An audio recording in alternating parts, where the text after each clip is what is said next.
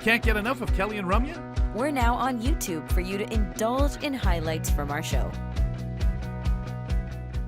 So right now we have an artist joining us, Megan Milton. She's performed in Vancouver's comedy scene for over 8 years, including Just for Laughs Vancouver, the Vancouver Fringe Festival, and she's appeared on Apple TV's The Green Channel as well.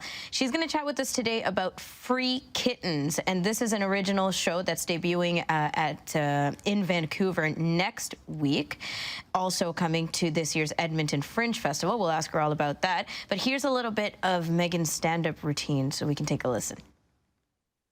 Teenage mother, not always great, but when I was 16, that's when 16 and Pregnant came out. Do you guys remember that show? Yeah, you guys remember it? Entertaining, watched it with my mother about 4 episodes in. My mom turned to me and said, I really wish that this had been on TV when I got pregnant with you. Dead silence.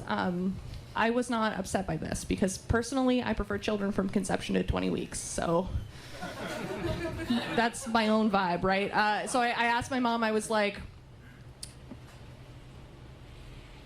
is it so that you could have prioritized your future, you know, over a literal cluster of cells? And she was like, oh God, no, no. We could have been on TV.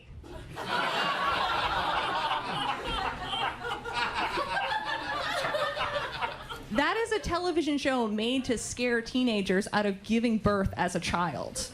And my mom was 35 and she was like, I'll do it again. I would do it again in a heartbeat. Megan Milton joining us. Hey, Megan, thanks for coming on the show. Hi, thanks for having me. Looking forward to what you have coming up and talking a little bit about it. But first of all, like we just heard a little bit of your stand-up. How would you describe your artistry, your comedy? Do you pull a lot from the personal, as a lot of people do for stand-up? Yeah, I would say that a lot of the material that I have is about my family. I grew up in Chilliwack, BC, which you probably don't know, but it is definitely a fairly small town, a little bit trashy. And yeah, I kind of draw a lot from sort of like class issues and my upbringing. I think I had a fairly unique, hopefully a unique experience of having a teenage mother. I know that there's some out there, but... And how about crowd engagement and stuff? Like, do you do a lot for smaller crowds, a lot for bigger crowds? What do you enjoy? I think it's usually a fairly big mix. It's a live entertainment medium that relies on ticket sales. So sometimes you go in thinking it's going to be a big crowd and it's 6 people. But I don't know. I guess I'm kind of used to doing both. But as far as like a preference, I mean, smaller venues. I guess. Packed smaller venues, exactly. So I always think of Chilliwack, BC, because of the old group Chilliwack, so that shows my age, of course.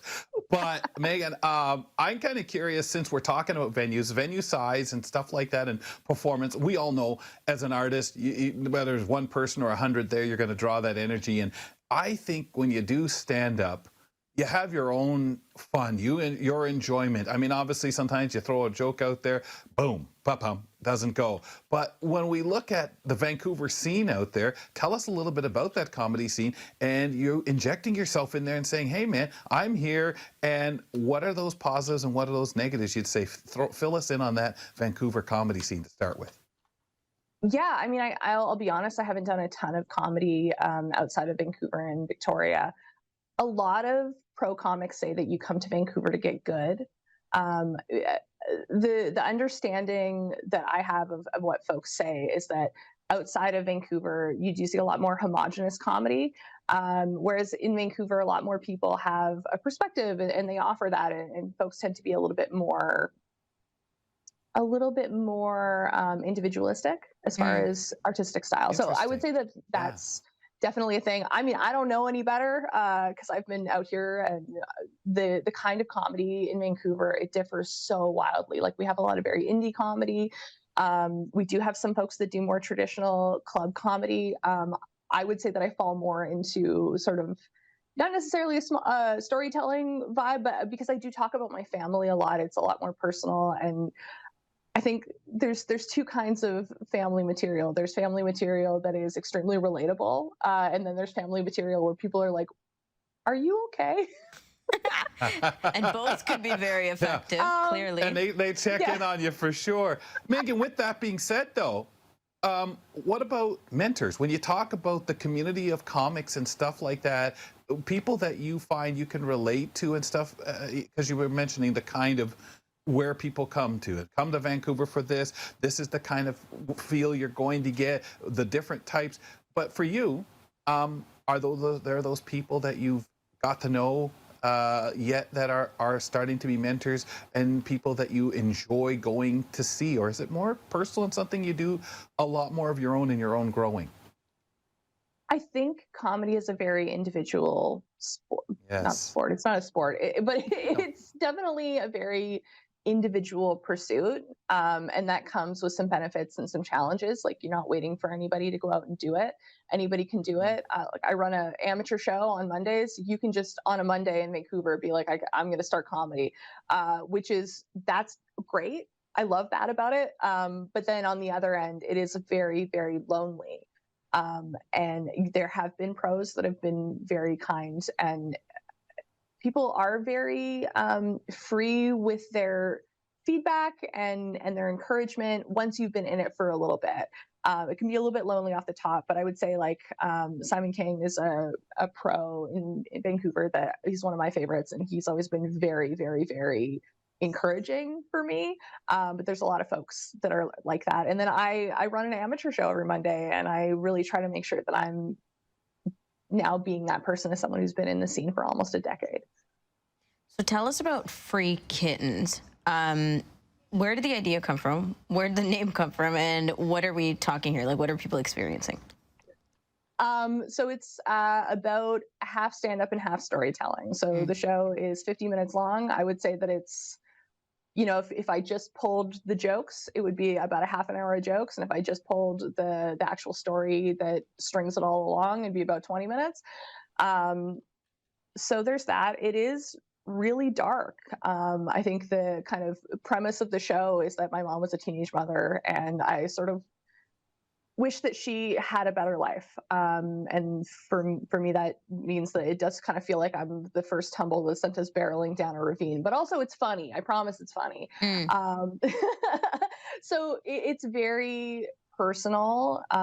It's sad, but it's also like so funny. I don't want to like toot my own horn here, but I had a lot of folks coming up to me after Vancouver Fringe Festival being like, wow, I wasn't expecting it to be this funny. Or it was interesting because in Edmonton, I'm going to be doing a talk back. So at the end of the show, I have 10 minutes set aside for people to ask me whatever questions they want about the show. And I did that because the entire time in Vancouver Fringe, I had people waving me down, but I'm also like blind. So I probably only talked to like 10% of the people who tried to get a hold of me. You missed that waving a little bit. Yeah, we relate. Yeah. People were just yelling "Free Kittens" at me to get my attention the entire time. But yeah, I had so many people come and talk to me, and they were like, a big theme was people saying, I have never had someone put a voice to the feeling that I have, that essentially my mom would have been better off had she waited to have kids later. Oh, that's deep. It's a very interesting and deep conversation. Go ahead, Rose. Did you like perform this, for lack of better words, to people in your inner circle before putting it out there? Because you were saying people were coming up to you and saying it's funny, and you're like, wow, that's awesome that it's funny. No, I didn't. I wanted to. Oh, you just like cold performed it. I did. Yeah, I wanted to, but so my advice for anybody because Fringe is the way that Fringe is done is wild. Like, it is by lottery. So anyone can put their name in. And what I didn't know is that they had a separate pool for equity seeking folks. So I identified as disabled, and they pulled me my first year, and I had no real plan. I just had the name. I knew that the show was going to have the premise of my mom should have had an abortion, just because that's a funny premise. But that's all I knew about it. So over that summer, I was facing some very serious, like, looking into a lot of the trauma that I experienced. And then I had, I don't want to say a nervous breakdown, because like it wasn't quite that bad, but it was a rough summer. And because of that, there was a bit of a lag on getting the material out there, and then I wasn't able to do a preview show, so I went cold the first day. First day of the run, which Wow. is Well, wild. and you know Don't what? recommend it. Some would say you're workshopping it anyway at a Fringe, and some people guess, utilize yeah. Fringe for that, really. But what I was curious of with the clip that we played, and that conversation you and your mom were having while watching, did some of that, as that material, I mean, we hear that as part of the stand-up routine. And then you take, I don't know if you use much of that particular incident or stuff like that, but taking it as a stand-up comic, I'm always fascinated. We've had storytellers on here, and the conversion from this is part of my routine or what I do, this is part of the story. And as you said, I could sit here talk about this for 30 minutes. How do you make that, how did you make that into a Fringe play or a play to perform on a stage with movement and things like that? Tell us about that process quickly, if you don't mind. Yeah, absolutely. So that clip that you showed, that story is in the show. That's a bit that I've been doing for years. I think it's one of my stronger pieces, although that clip is from like 3 years ago, so it's a little bit different now. But the process of writing the show was like, how do I add context to all of these jokes? Right. And for me, what I do is I write jokes about things that have happened. Some of them are a little bit dark. I take away a lot of the painful things, and the more you repeat them, it seems less and less bad, and it's just a funny story I tell people. And then this Fringe show is about adding the context. So that bit that you played, that comes up earlier in the show, and then later on in the show, I actually tell the real story of what actually happened with all of the context. So it's interesting that you guys picked that clip because it is a very, very big part of the show. Now, did you have big ideas for this, right? Like, I mean, of course, they're your stories, you're stringing them into jokes and into, you know, like, I guess, personal healing or any other kind of ways that you're relating back to this and sharing with the audience. But how about just a bigger discussion about abortion? Yeah, so the clip that you played and also the set that inspired the show, I actually wrote for a submission to the Winnipeg Comedy Festival. I did not get selected, obviously, otherwise that would have been one of my credits. But it's I wrote that for one of their topics, not really thinking that it was going to be that controversial. And then 2 months after I submitted it, the overturning of Roe v. Wade in the States started to happen. And I was like, oh my God, this is a story that needs to be told, because this show is asking the audience to reframe what they think mercy looks like. Sure. That's a huge, huge, huge theme of the show. And I think that it's important. And one of the things that inspired me to do a talk back is I kept having people being like, how do I talk to my conservative family members about this? And I was like, I don't know, give me a year, maybe I'll write that into the show. Awesome. Oh, that's great.